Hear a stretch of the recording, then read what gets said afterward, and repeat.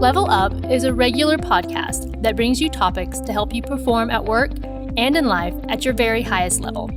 Your host is Dan Chiodo, an executive coach, corporate trainer, and author. He is president of Impact Training and Executive Coaching. And now, here's Dan. Oh, as always, thank you so much, Jesse, for introducing me. I appreciate that. Today, we're going to be talking about a really special topic. I won't tell you what it is right away, but I will tell you a little bit about where our guest comes from. It is from Sidecars. That's an administrator of extended warranties for auto dealers.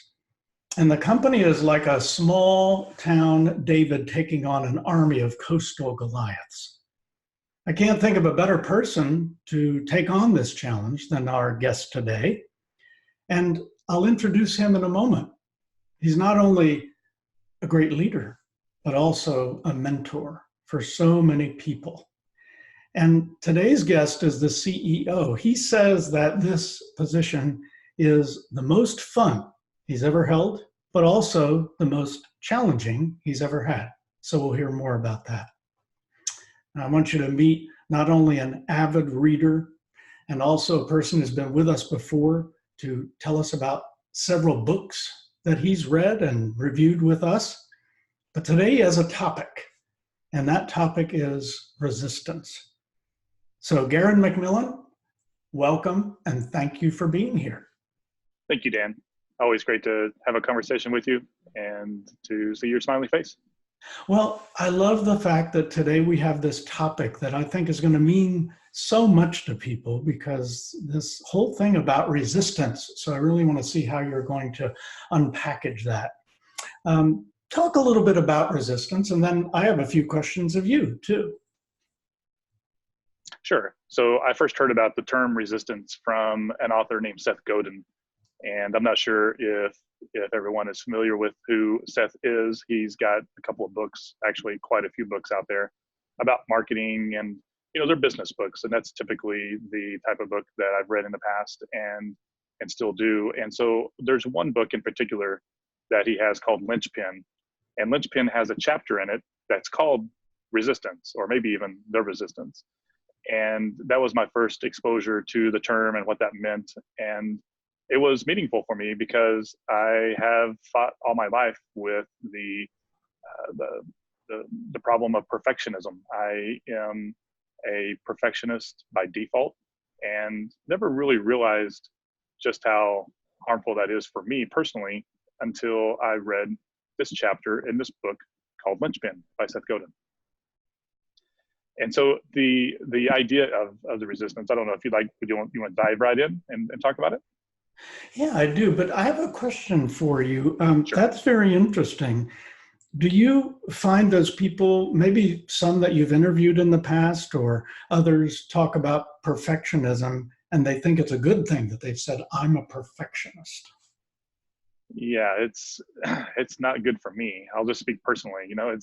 It's something where growing up, I realized I was a perfectionist whenever I was putting together my first science fair project. I was a pretty nerdy kid, and I had a science fair project that I obsessed over this was early on. This was, I think, 7th grade or so. And so I obsessed over every single scissor cut and line tracing and everything on the board. I was just a perfectionist about it, and it took me a long time. It took I spent an entire winter putting together a science fair project just because I was a perfectionist on it. And in retrospect, there are lots of things that I've worked on in my life, and I've, just totally overproduced most of the things that I've worked on. And in the end, didn't finish a lot of the things I started as a result.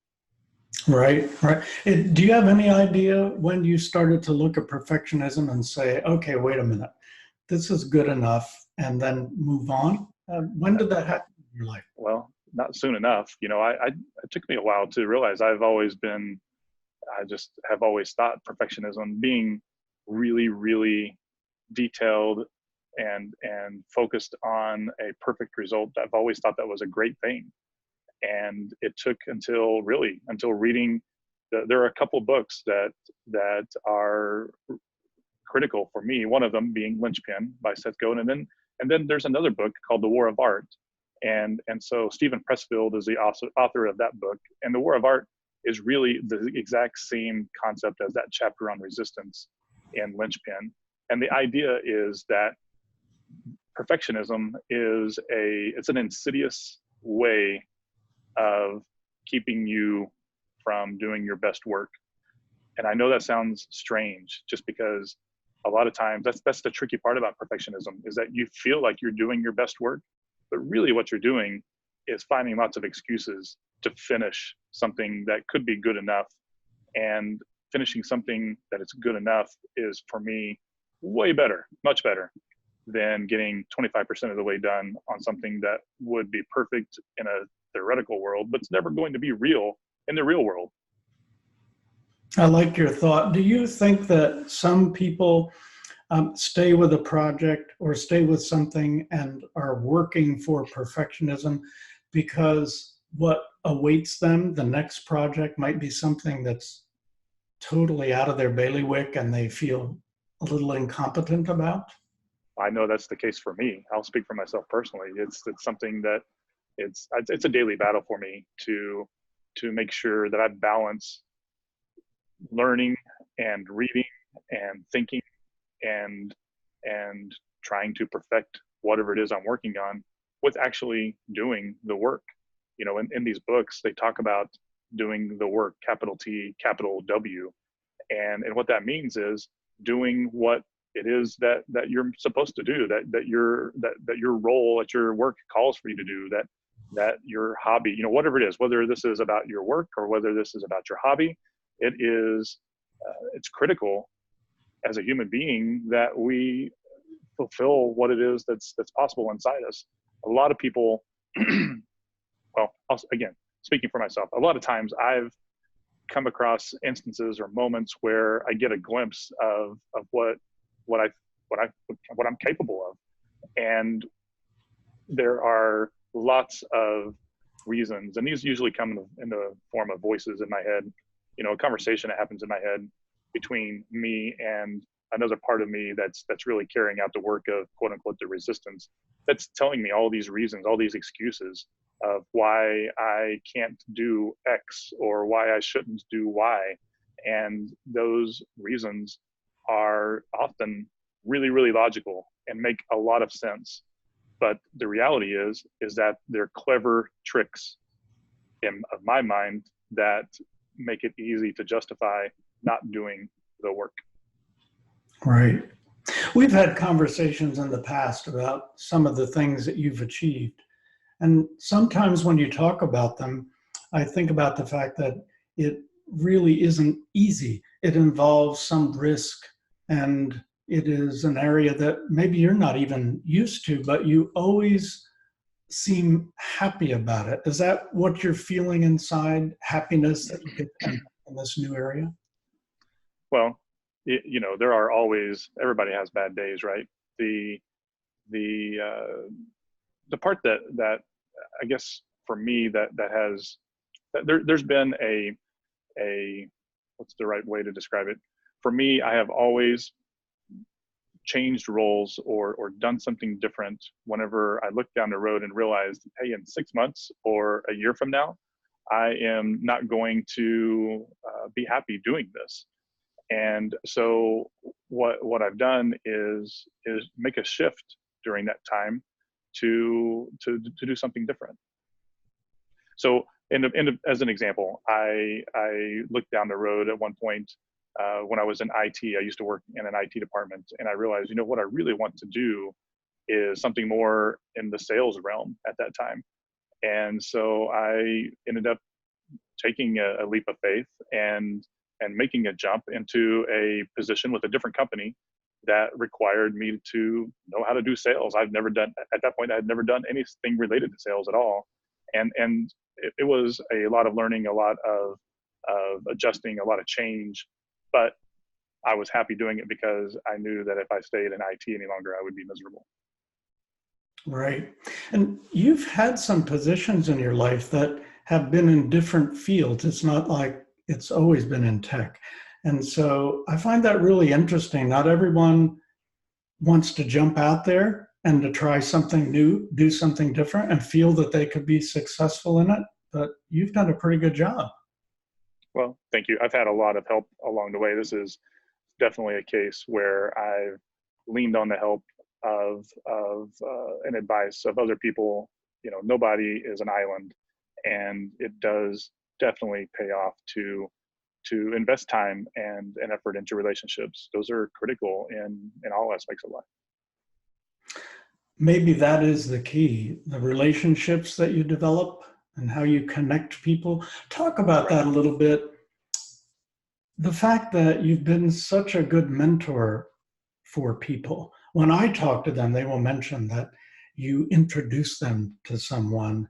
You were a mentor, you were a connector. Where did you learn all that?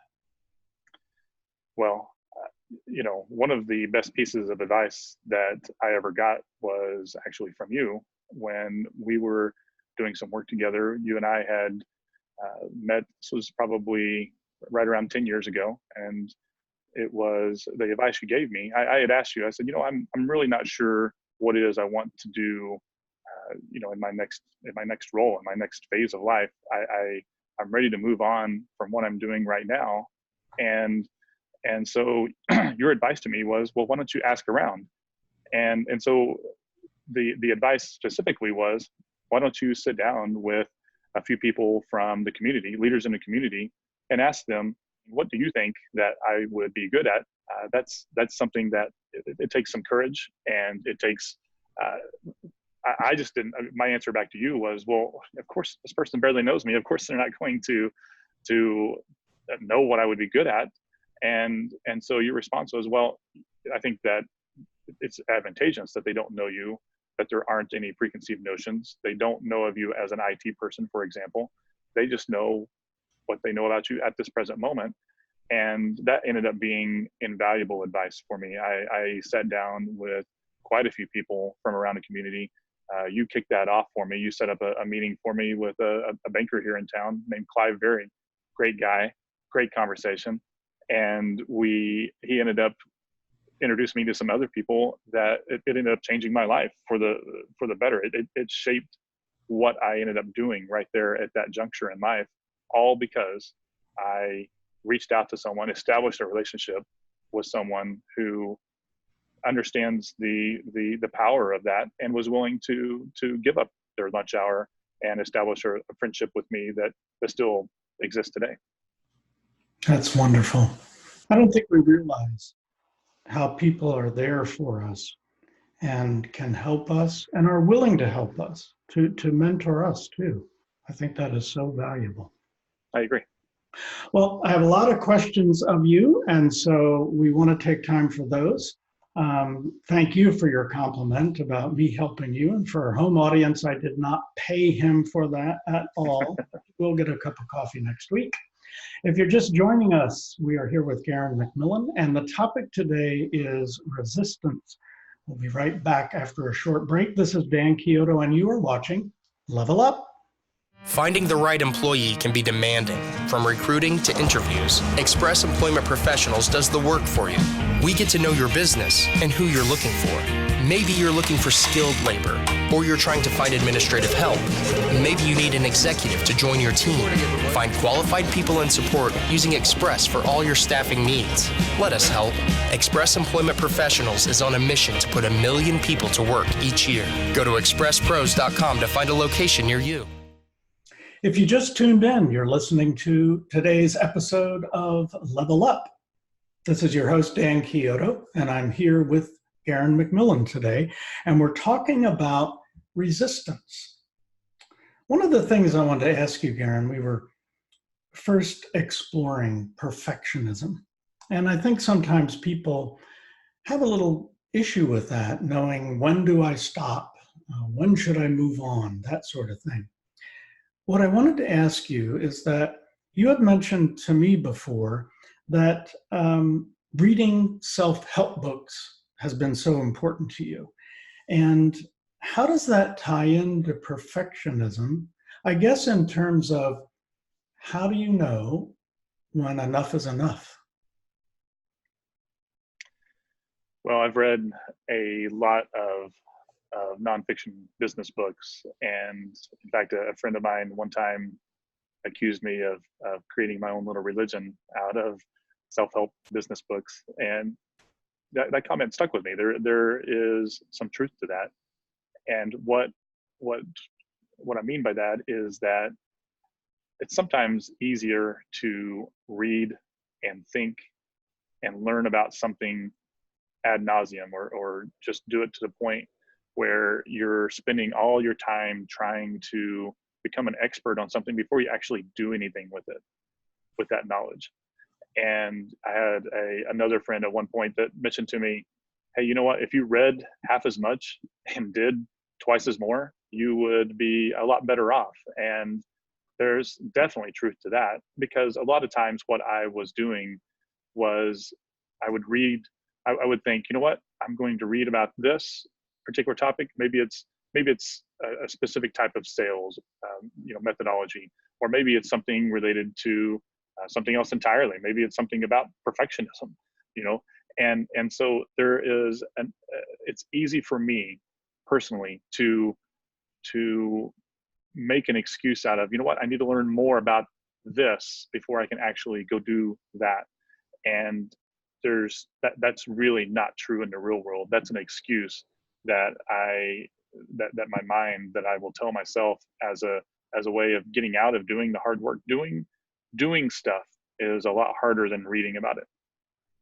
So I've read a lot, and I don't at all discount that or think that it was wasted time. I don't think it was wasted time. What I do think is that there's moderation in everything. And I have benefited, I used to keep track, and I still do, of all the books that I read. And that's a handy, almost a little bit kind of like a journal list of all the books that I've read that are nonfiction business books. And there are I don't remember the number, over 200 of those that I've kept track over the past, say, 9 or 10 years. And it's interesting to look back on that and see that list in the year that I read those books and think about what I learned from each of them. And the number of books that I've read in the last, say, 4 years has dramatically decreased. And it's because I have, it's been eye-opening for me to realize, look, there is an element of perfectionism, an element of procrastination, an element of putting off doing the real work in reading 50 books a year. There's no glory in reading a business book a week, even though I used to think that. And so now I don't really keep score. I do track what I read, but I don't keep score. There isn't any set amount of books that I'm trying to read per week or per month or anything like that any longer. What I focus on is actually doing what it is that I'm meant to do right now. And that is to, and at this point, business-wise, that is to be the CEO of this company and lead this team and pivot our strategy to something that is long-term, that's viable long-term. Yeah, I like that thought, that when you read it, you may enjoy it, but what did I learn and what could I apply? So that is so valuable, very valuable. Yeah, I spent a lot of time reading and not doing. And then I do think that I would regret, if I were to do that going forward, I would regret it. Absolutely. Mm-hmm. Mm-hmm. Let's hop back on resistance now. I want to make sure we fully understand that. So where would you like to start? It's a nebulous topic. It's hard to define what the resistance is, but you know what it feels like. What it feels like is a voice in your head saying things like, hey, you're damned if you do, damned if you don't, if you in any particular situation, or saying things like, hey, you don't have a college degree, or you don't have the right degree, or you don't, you're not whatever it is, there are all these things that ourselves that we tell ourselves. We make lots of reasons not to do things in life. We come up with lots of excuses. One of the things that I feel is that a lot of people wait for a recipe to do something. So going to college is a good example. So a recipe for going to college is you go to high school and you graduate, and then you apply to a college and you get accepted, and then you pick a degree track and you follow that, and then you graduate. And the reality is, though, of life is that recipes are definitely something. It's just like being a chef. A chef doesn't necessarily follow a recipe out of the Southern Living Cookbook word for word. They're changing things up, along the way. There's a little bit of jazz that's going along with that. That's keeping it free flowing and adjusting to whatever the needs are at the particular moment. And that's true. It's not just true for getting a college degree. It's also true for almost everything in life. Almost everything in life has a recipe that you're supposed to follow, at least what society says you're supposed to follow. But then there's also, there's some riffing that you can do to change things up and make it your own flavor. And one of the things that my own personal resistance in my mind has told me over and over is, hey, you're not playing by the recipe. You're not following the recipe. And that's complete bullshit. Mm-hmm. I agree with that. And something that I think will resonate with that, there is an Eastern term usually used in cooking called wabi. And one evening, my wife was making a meal and it tasted fantastic. And I said, don't ever lose this recipe. And she said, oh, wabi. And I said, what? And she said, wabi. She said, it's an Eastern term, and it means that we go to do something, we're trying to follow the rules that will make it good, and then we've run out of a spice. We don't have something, one or two things, and now we have to improvise. We have to make it our own. And the whole concept is that you do that, and it still turns out beautifully. So imagine all the things we can learn by using wabi.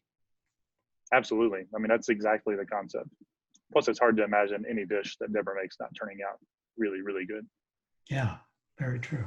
What do you see as a CEO in terms of resistance? Do you find ways to help people when there's resistance? Do you find there's a way to put something in place? There are lots of ways that I see resistance around me. And again, I don't know that I've really defined resistance enough for everybody watching this to know what I mean when I say that. But it's really just excuses that come up in your head. It is the voice in your head that is, it's really anytime that you think, well, I really don't want to call this customer. Maybe they're a little upset or they have questions, and I'm just going to do these other smaller tasks that I still need to get done today, instead of doing this big task, this big rock of calling our second biggest customer and explaining exactly what the situation is. Because it's not necessarily going to be an easy conversation or a quick conversation. And so it's really easy to come up with lots of reasons why I shouldn't just pick up the phone and call that person right now. And what I've learned is that over the years is that if you do wait, sometimes it does become just as hard as you imagined it being.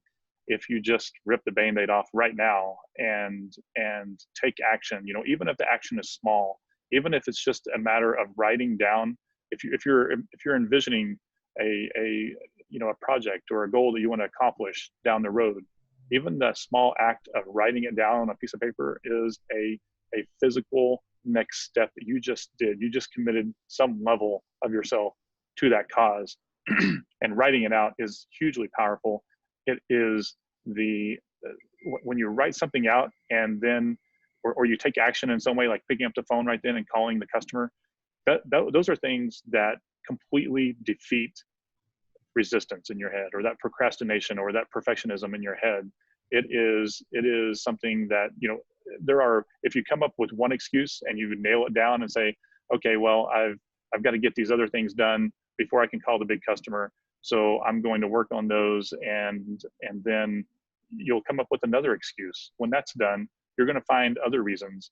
But when so it's a little bit like resistance is a multi-headed Hydra monster that you slice off one head, and the whole monster keeps going. It regenerates a head and keeps going. It keeps bringing up excuses to you about why you shouldn't do the hard work. And so if you just take one step towards doing the hard work, picking up that phone and calling, for example, in this example, then that is almost the only way to just kill the monster altogether and not have to worry about regenerating heads or excuses coming back. That makes so much sense, because then you can say that you've actually taken action on it. And Sure. You look at the object as so large, or the process is so large, then you're just kind of sitting there. You're not really doing anything with it. So just to chip away a little at a time. And some of the stuff we resist, we think's going to happen, is only in our mind. It really doesn't happen that way. I wrote down a few key phrases that Yes. that make me think of not succumbing to resistance. So when you hear people say, "Hey, they're really in the groove," or "they're on a roll," or "they're in the flow," these are all examples of people who are. And when I feel that way, I know that means that I am beating resistance. Resistance is what happens when you're not in the flow, when you're not in a groove. So think about that. That the amount of time I spend that's in the groove or in the flow, it's a lot less than I would like it to be. So that means that the rest of the time I've got all these conversations going on in my head, courtesy of the resistance, just explaining all this crap that doesn't have to be explained, and that all these stories that I tell myself, these are all tricks of my own mind to keep me from being in the flow. Yeah. And being aware of them is the first step. That's right. And in fact, the book you mentioned, War of the Art, they talk about Oprah Winfrey. They talk about the fact that when she began, she failed at her sportscaster job in Chicago. She was fired. And then they show all that she accomplished. And she talks about the resistance, but moving on to go beyond those blocks to really accomplish something. There's a story in the War of Art that talks about Henry Fonda, and how, Henry Fonda, one of the greatest actors in the 20th century, and that every single night before the play would start, he would go backstage and throw up from nervousness. And then he would go out and just do a killer job. And so that's an example of pushing through the resistance. It's not necessarily easy to do the work that you're meant to do, but it is something that feels really satisfying when you do. It's worth throwing up backstage. That's right. Well, I think that's the point we have to stop. That's an interesting quote. Stop right at that point, throwing up backstage. But Garen, thank you so much for Absolutely wisdom and talking about this topic. And as we always say, level up is the place to go when you want to grow. So think about your resistance today. Think about the things that you could achieve. And if any of these thoughts can help you, you'll find show notes too, so that you can look at those notes and guide you in this. Thank you very much, Garen. I appreciate this. Storm Cloud, I want to thank you too. You and your great team of professionals created another fine video podcast. I should also mention that Garen has reviewed books with us before too. And now that we have 31 episodes, this is number 31, you can go back and look at episode 4 or episode 16, and you will see him reviewing some books there, which were really great. You can now find Level Up radio and video podcast on SoundCloud, Stitcher, iTunes, YouTube, and Google Play. And you can visit impactbydan.com for our library of 31 of these video podcasts and about 125 of my blogs.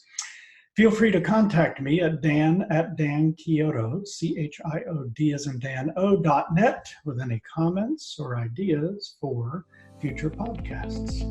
And now, let's get to work. Cheers.